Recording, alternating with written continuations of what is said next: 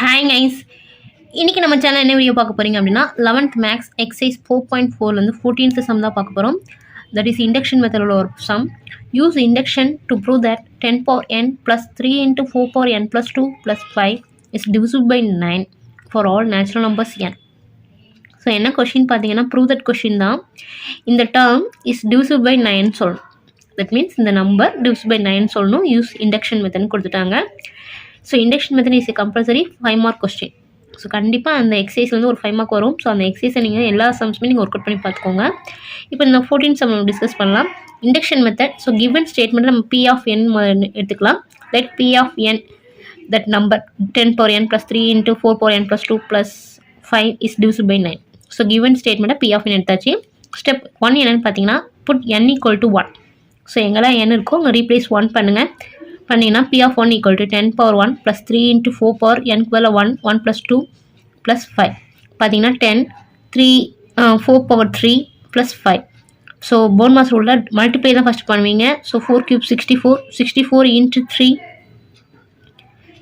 64 into 3 192 10 plus 5 15. So 192 plus 15 207. So ஆப்வியஸாக this 207 is divisible by 9. ஏன்னா எனக்கு divisible மீன்ஸ் என்னென்னா ரிமைண்டரே இருக்கக்கூடாதுன்னு அர்த்தம். ஸோ எனக்கு கம்ப்ளீட்டாக அந்த 207 என்ன ஆகும் பார்த்தீங்கன்னா 9ஆல் 23 டைம்ஸ் போட்டிங்கன்னா divisible ஆகும். So it is divisible by 9. therefore P of 1 is true. that means இந்த ஸ்டேட்மெண்ட் n equal to 1 போட்டிங்க அப்படின்னா ட்ரூ ஆயிடுச்சு. that means இந்த நம்பர் divisible by 9 ஆயிடுச்சு. therefore P of 1 is true. Step 2 என்னன்னு பார்த்தீங்கன்னா P of k is true. assume இல்லை let P of k is true. that means எனக்கு பதில் நீங்கள் கே ரீப்ளேஸ் பண்ணிங்கன்னா இந்த ஸ்டேட்மெண்ட் ட்ரூ ஆகுது அப்படின்னு சொல்லிட்டு நம்மளா அசியூம் பண்ணிக்கணும். That is step 2. ஸ்டெப் 2 என்ன பண்ணுறீங்க let P of k is true. So 10 power k plus 3 into 10 4 power k plus 2 plus 5 is divisible by 9. இது நம்மளா அசியூம் பண்ணிக்கிறோம். ஸோ இந்த ஸ்டேட்மெண்ட் நம்ம எப்படி ரீஅரேஞ்ச் பண்ணி கேட்கணும் பார்த்தீங்கன்னா 10 power it is divisible by என்ன அர்த்தம் divisible-நாலும் மல்டிபிள்னாலும் சேம் தான். ஸோ ஆப்வியஸாக this term is multiple of 9. So I taken as 9m. Next என்ன பண்ணுறா பார்த்தீங்கன்னா இந்த 10 power k மட்டும் இந்த பக்கம் வச்சுக்கோங்க. ரிமைனிங் டேர்ம் எல்லாத்தையும் அந்த பக்கம் எடுத்துகிட்டு போங்க.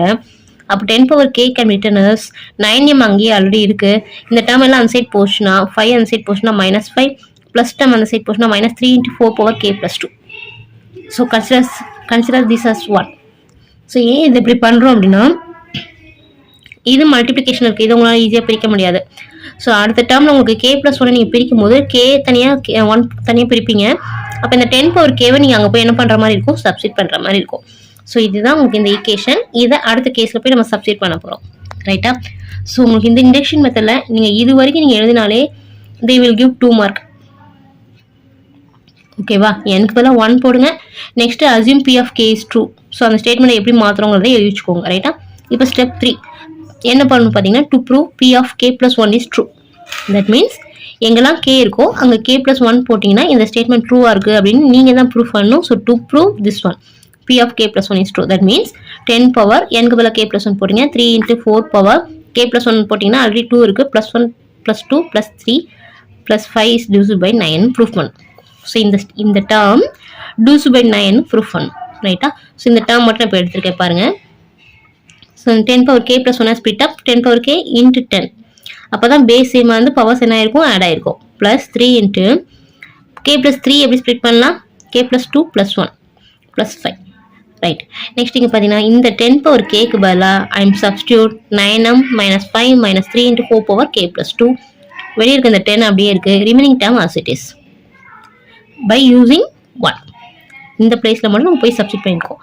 இப்போ அப்படியே இந்த 10 உள்ள கொண்டு போய் மல்டிப்ளை பண்ணுங்கள். ப்ராக்கெட்னா மல்டிப்ளிகேஷன் இந்த டைம் எல்லா இதுக்கும் உண்டு. அப்போ 9 into 10 90m 5 into 10 50 3 into 10 30 4 power k + 2.